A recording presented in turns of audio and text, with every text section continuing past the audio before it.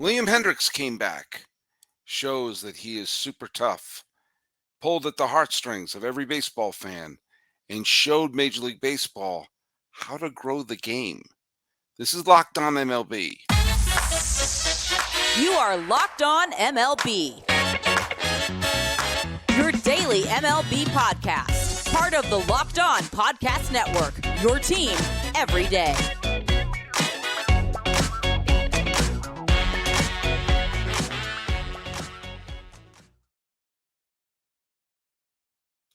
Hello, baseball fans. Welcome to Locked On MLB, part of the Locked On Podcast Network, where it's your team every day. This is the daily podcast. We talk about all of Major League Baseball. I am your host, Paul Francis Sullivan. Hey, look at my new lower third. You can call me Sully. I am an Emmy-nominated television producer who has been a baseball podcaster for the last decade or so, and it's my fifth season here at the Locked On Podcast Network. And a reminder that today's episode is brought to you by Gametime. Download the Gametime app, create an account, and use code LOCKEDONMLB for $20 off your first purchase. Last minute tickets, lowest price guaranteed. Hey, on today's episode, which we are dropping on the final day of May, after today, you can no longer say, it's early, it's April, it's early, it's May. No, we will be in the middle of the baseball season.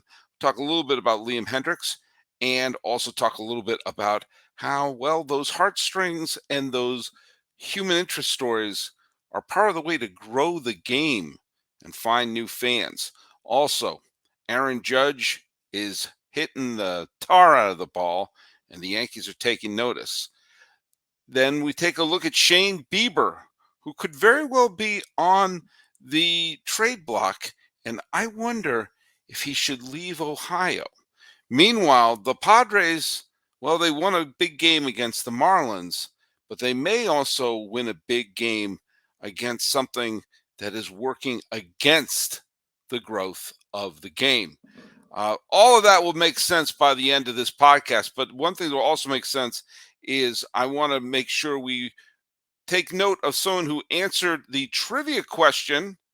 Where's our banner for the trivia question? Okay, very carefully worded. Who are the only two players to play in the postseason for two different World Series winning New York franchises? A bit of a mouthful, but I had to phrase it that way in order to have this question be accurate. And well, guess what? The same person who got one of the previous questions right. Where's his name here? Where is it? It's Craig. Sorry, buddy. I had your name up there, and then lo and behold, I lost it. There you go. Craig Brindle pointed out that Darryl Strawberry played for the 1986 Mets in the playoffs and World Series. He played for the 1996 Yankees in the playoffs and World Series, and the 99 Yankees in the playoffs and World Series. All those teams won the World Series, two different New York franchises. Dwight Gooden pitched for the 86 Mets, playoffs and World Series. He was on the 96 Yankee team, but was not on the playoff roster. But he came back to New York in 2000, and he played in the playoffs, the Division Series and the American League Championship Series, but did not pitch in the World Series for the Yankees, but got himself a World Series ring for his trouble. He did not pitch against the Mets in the World Series because that would have been weird. But Gooden and Strawberry, the only ones to be World Series winners and actually played in the postseason for two different New York franchises. And I found it strange. There were no Giants who also won with the Yankees. There were no Brooklyn Dodgers from 1955 who later played elsewhere. And so there you go. So good job answering that trivia question. So we're going to go a little bit here right now. Liam Hendriks, about 5 or 6 months ago, was battling cancer.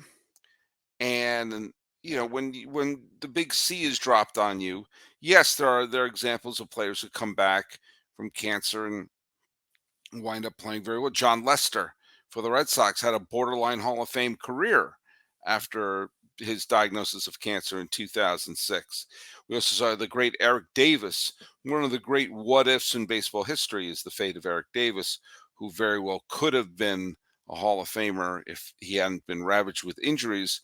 And he came back after his cancer while he played for the Baltimore Orioles and got to play in the 1997 postseason for Baltimore. Um, so there are cases, but also there are times that hey, it's the big C. Cancer is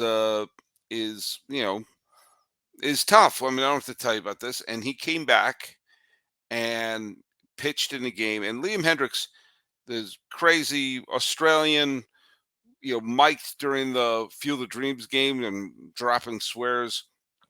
Super fun, impossible not to root for. He gets clobbered with a cancer diagnosis, and he came back. And man, if you saw it when he came out of the bullpen for the White Sox to pitch in that game against the Angels, it was yesterday or the day before. If you didn't have a little lump in your throat, if your bottom lip wasn't trembling a little bit, I'm sorry, you're not human. And they cut him to his wife, who's cheering from like mad and also like riding the umpire like beautifully.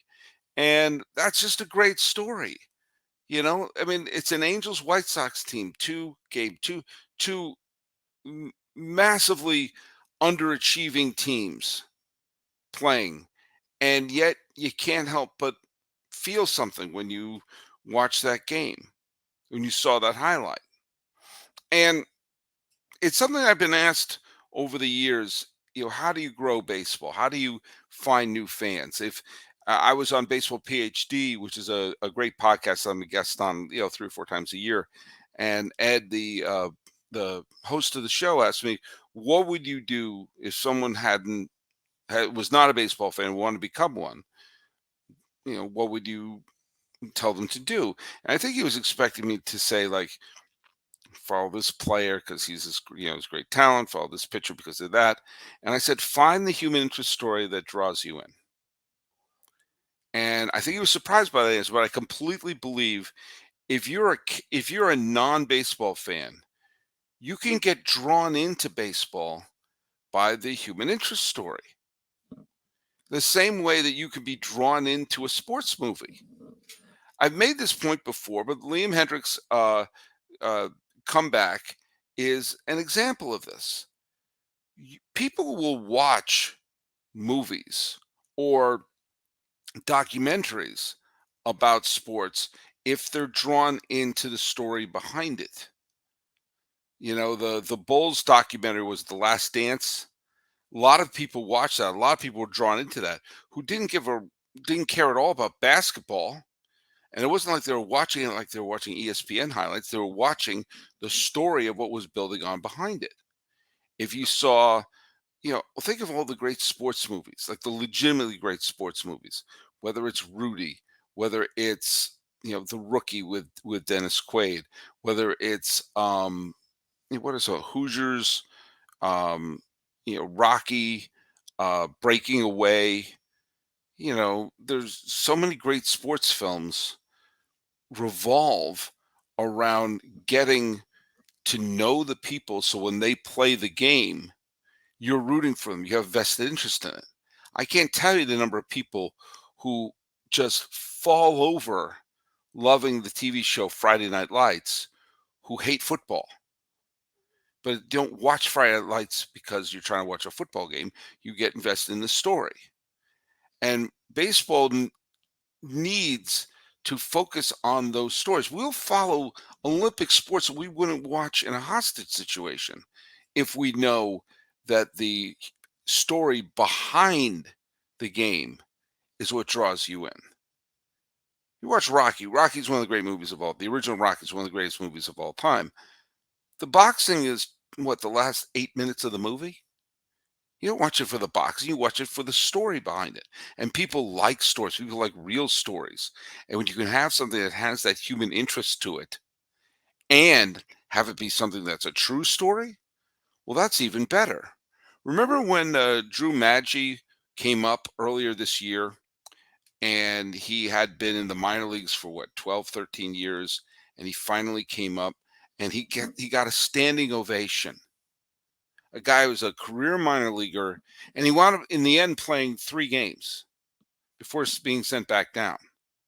But for those 3 games, you felt like, oh my God, I'm watching someone's dreams come true. Winton Bernard, remember him? And he came up and had a cup of coffee with the Rockies after years and years and years in the minor leagues. And we all saw that video of him FaceTiming with his mom when he found out he got the call to cut to the major leagues to join the Colorado Rockies. The guy's a backup outfielder on an also ran Colorado Rockies team. Lump in your throat. This is part of what baseball needs to do. Yeah, they need to you know showcase their superstars. But if they want the casual fan, they've got to really focus on the feel good stories, the human interest stories, and get people to root specifically for people. And the reason why I said when I was on that episode that you have to find the human interest story to if you're a brand new baseball fan is because if you're new to it, you don't have the roots of fandom. I grew up in New England. I grew up in the suburbs of Boston. Therefore, I became a Boston Red Sox fan. And I've had years and years and years to cultivate that love. That's geographical. If I grew up in Pittsburgh, I'd be a Pirates fan. If I grew up with my cousins who lived in Delaware, I'd be a Philadelphia Phillies fan. My family never moved to Massachusetts, and I spent, if I grew up in Bridgeport, Connecticut, like my parents did, I'd be a Yankee or a Met fan. If we had moved to the Bay Area, we moved to the Bay Area when I was in high school.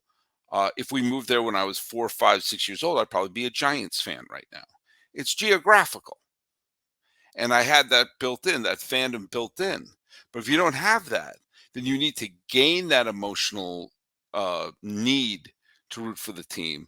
And the fastest way to do that is to find the stories like Liam Hendriks, like Maggie, like Winton Bernard, because those will draw you in. I swear, there's no way you watched Liam Hendriks come back and you weren't moved. And if you get drawn into a team, you get drawn into a player because of the human interest, well, guess what? You'll invest emotion. And in the end, that's the main thing we need to do. Invest emotions. And after that, invest your money, because then you may kind of sort of want to buy yourself a ticket to go see a game. Hey, let's talk about buying tickets through Gametime. Buying tickets should not be stressful.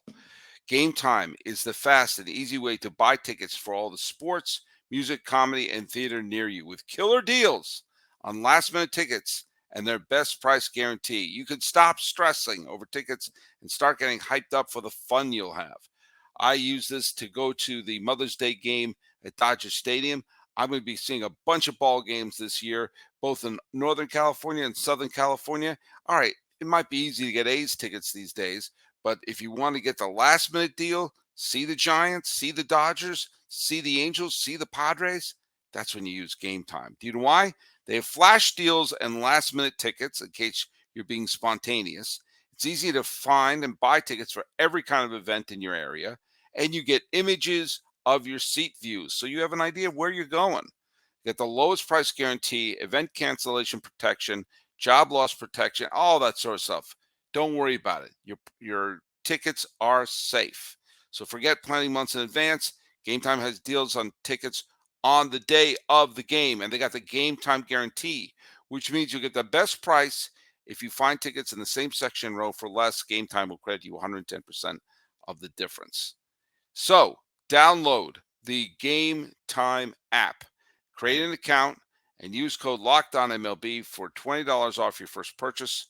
Terms apply. And again, create an account and redeem the code LOCKEDONMLB for $20 off. Download Gametime today. Last minute tickets, lowest price guaranteed. Well, the Aaron Judge rampage is continuing. And it's interesting. Like I've said this before, and I'll say it again. Having Judge in the lineup affects everybody else. And you saw that today when the Yankees just clothesline the Seattle Mariners by a final score of 10-2. Now, Judge hit yet another home run. Remember, Judge was injured for a little bit? Remember people wondering what kind of year Judge was going to have? Judge already has 18 home runs. It's still May. All right? Judge is his OPS is everything. His OPS is infinity at this point. And he got the home run, but you also saw that it affects other players on the team. Gleyber Torres has been an absolute tear. He picked up a couple more hits today. Isaiah Kiner-Falefa, he had a 4-hit day. And this is it permeates up and down the Yankee lineup. We saw that when Judge was gone, it was a rancid lineup. It looked like a minor league team. And now, even with Rizzo not playing today, the Yankees look like to be able to score at will. You saw a couple other the Rangers and the Tigers. The Tigers are an upstart team with, maybe images of sneaking in American League Central dancing in their head, and an early lead by the Detroit Tigers was quickly vanished as the Rangers. Luis Garcia got a 4-hit night. 10-6 was the final there with the Texas Rangers.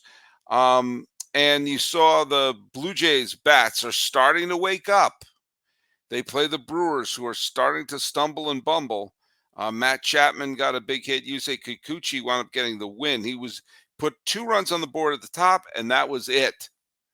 And so the final there was 7-2 Toronto. Toronto's won their last couple of games. We'll see. They're still above 500. I'm still not. I still think they need to make a managerial change, but they got a big win against the Milwaukee Brewers, and that was a win that the Pittsburgh Pirates were able to take advantage of as they edged the Giants. Well, the Giants have been really good the last few weeks. The Pirates haven't been. The Pirates, even with today's win, have dropped 7 of their last 10 games, and yet here we are going to the final day of May, and they're only 1 game out of first place. They wound up, and the Mets got Senga was fantastic. If he pitches like this, the Mets are going to be really interesting. They shut out the Phillies 2-0. Cardinals won. Well, I'm going to talk about one of the other teams in the division, but the Cardinals will win a few and catch your attention, then lose a few. Cardinals, even with their recent winning streak, are still in last place and on pace to lose 90 games. Do I think they're a 90 loss team? No, not really, but they better get their act together a little bit on that. Now, there was something going on. I saw it was in MLB trade rumors that Corbin Burns of the Milwaukee Brewers may still very well be dealt, even though the Brewers are in first place. Because we saw how well that worked last year when they were in first place and they traded Hader to the San Diego Padres. Learn from your mistakes. Keep Burns in your rotation, all right?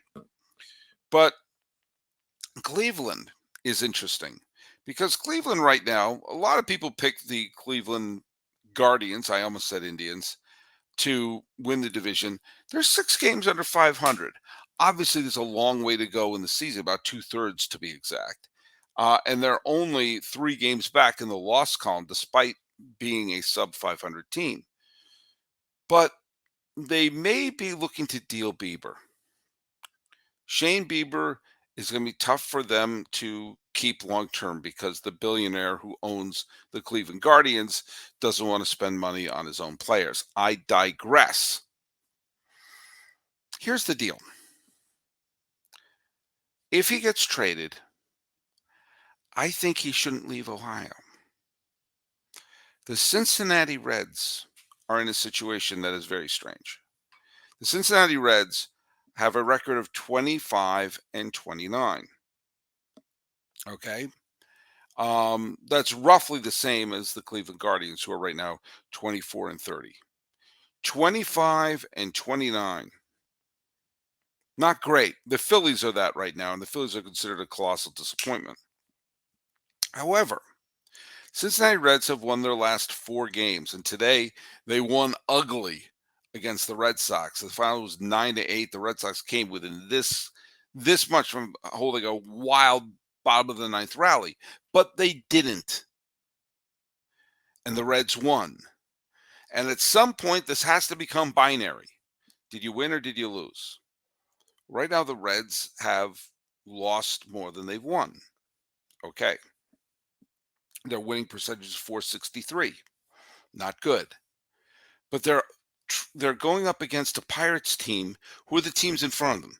The Pirates, who, despite all their efforts, are still, a 500 team, and the Brewers, who have been struggling and maybe trading away one of their aces. The Reds are only 3 games out right now. 3. And I've been screaming and screaming for the Central teams to make a run at it. Bring up all your top prospects. Make the big trade. Try to get it, because right now the Cardinals are in last place in the National League Central. And they're a team that most people thought were going to, including me, thought they were going to wind up winning the division. They're 25-32 now, but still, that's only 4.5 games out. The entire division's up for grabs. In fact, there's only one Central team in the American League or the National League that I think is totally out of it right now. It's Kansas City, who are 11.5 games out, have a nice trip. But even the White Sox, who are 11 games under 500, are only 6 games out of first place. This is why. This is that section, the middle section of the season. Now, if that basically determines who you are. If I were the Reds, I would make a bold move.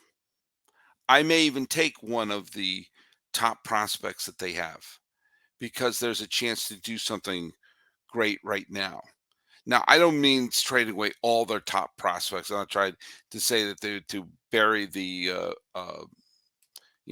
bury their farm system. But that being said, if it would take a couple of top 10 prospects, inevitably 6 or 7 of the top 10 prospects don't amount to be piddly poo in the major leagues. So if I were the Reds, I might entice Cleveland and bring Shawn Bieber in. Ask them what they want.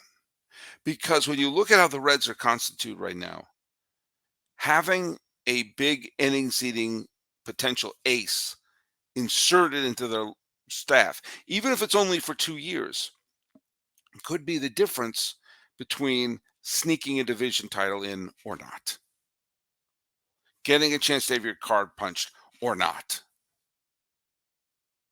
Having a meaningful season or not. I think they should make that move. I think they should at least offer, maybe not their top prospect, but their number 2 or number 3, because that's what it will take to get a couple of years of Shawn Bieber. And do you know what? Kind of like the Soto deal, Bieber is young enough, good enough. I sound like I'm doing Stuart Smalley right now, but it could be exactly the boost that a team like Cincinnati would need to make up those 3 games. Give them the starting pitching depth that they need. Think about it. Give it some thought. Give it some real juice right there. I've been preaching the gospel of, if you have a chance to win, go for it. Most prospects don't add up to be piddly poo. To get a chance to steal a division, think about it, Reds. It was Memorial Day weekend, and baseball always seems to try to do the worst things possible to not promote their game. Memorial Day should be an absolute no-brainer to have a doubleheader. Kids are out of school. If you want to develop it, that's a day that, your team's got to, I think every team's got to play 2 on Memorial Day. But at least one, their teams had the day off. Neither New York team was in town. And yet, oddly, both Bay Area teams and both Chicago teams. Come on, let's spread it out a little bit. But it is a big summer weekend. Cookouts, beach time, and a chance to go to the ball game. And to have teams take that Monday off, to me, is absolutely insane. 4th of July, Memorial Day, Labor Day. 3 days where every team's got to play. Got to play. People have the day off. Kids have the day off. Let's go to the ball game. Oh, they're not even playing today. We can't even watch it on our device. And of course, that brings us to the blackout rules, which I think is absolutely insane. There should be no blackout rules. Blackout rules are arcane. Blackout rules are based upon that time when teams wanted to make sure there were fans in the stands, and we're not going to show it for free on TV until we've sold out every ticket.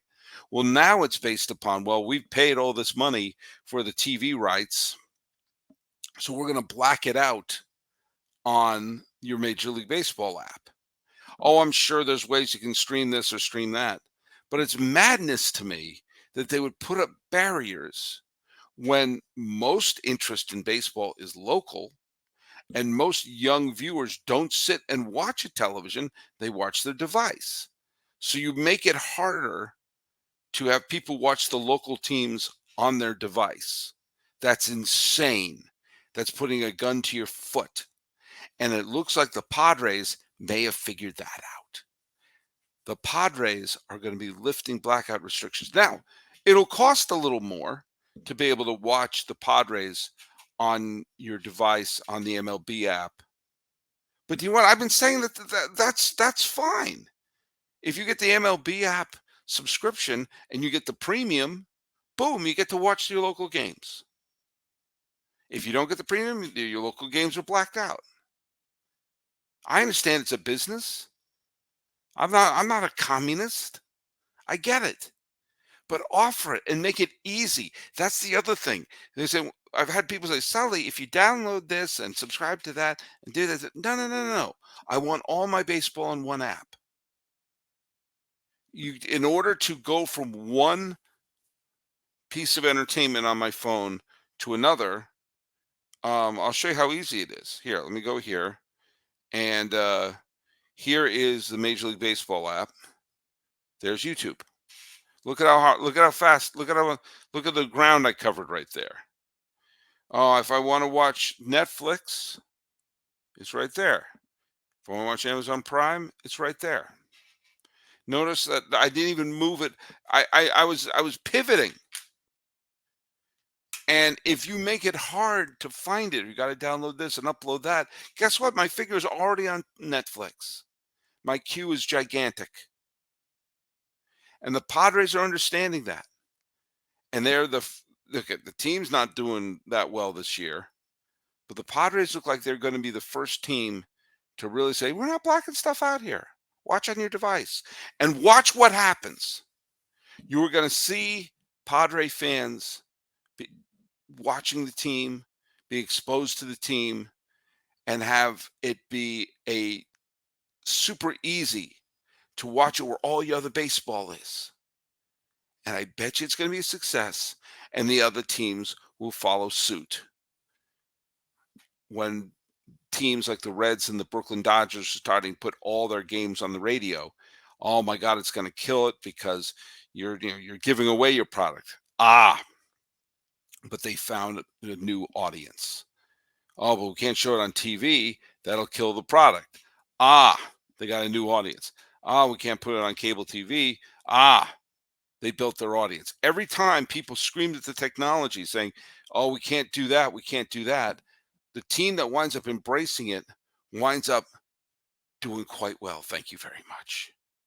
So look, it hasn't been a great year for the Padres, although they did win today against the Fish. It may be a great year to be a Padre fan, to be able to watch it where you are in the same place where everything else is.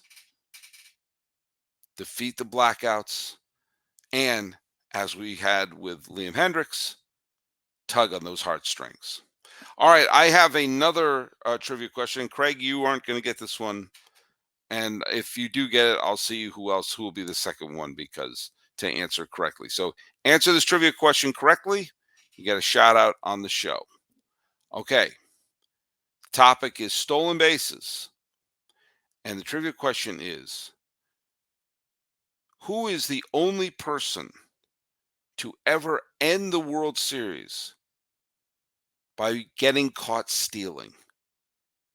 There was a World Series that ended, and it was a Hall of Famer, a future Hall of Famer, was thrown out trying to steal second base in Game 7 of the World Series of a one-run game, was thrown out trying to steal second, and that's how the World Series ended. Which future Hall of Famer is the only player in baseball history to get caught stealing to end a World Series? You would imagine the media would be all over that guy. Just like I'm all over you. So follow us at Locked On MLB Pods on Twitter and Instagram. You can follow me. I'm your pal Sully at Sully Baseball on Twitter, Sully Baseball Podcast on Instagram. Talk about tugging at heartstrings, ending blackouts, and maybe keeping a big star in the state of Ohio. This has been Locked On MLB for the final day of May 2023. I'm your host, Paul Francis Sullivan. Please call me Sully.